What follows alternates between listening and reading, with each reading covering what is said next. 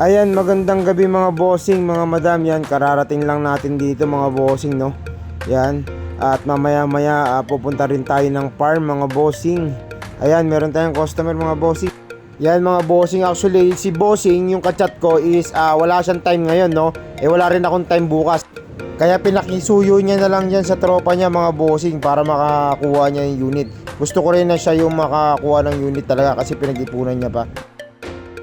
Nagulat nga rin tayo mga bossing at binayad ni bossing sa atin is puro barya. Talagang pinag-ipunan pa mga bossing.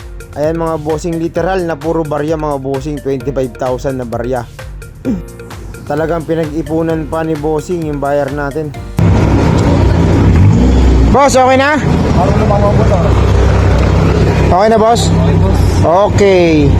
Yan, payo ko sa mga gusto magkaroon ng murang kotse, mag-share lang kayo mga bossing. 29,500 ko yan binili. Binigay ko lang ng 25,000 kay bossing.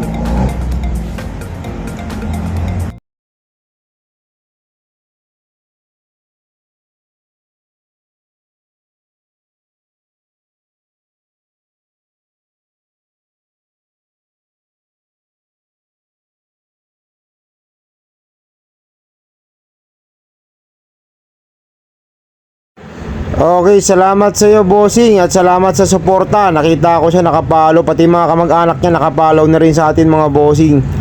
Salamat sa suporta niyo mga boss at sa mga kamag-anak mo.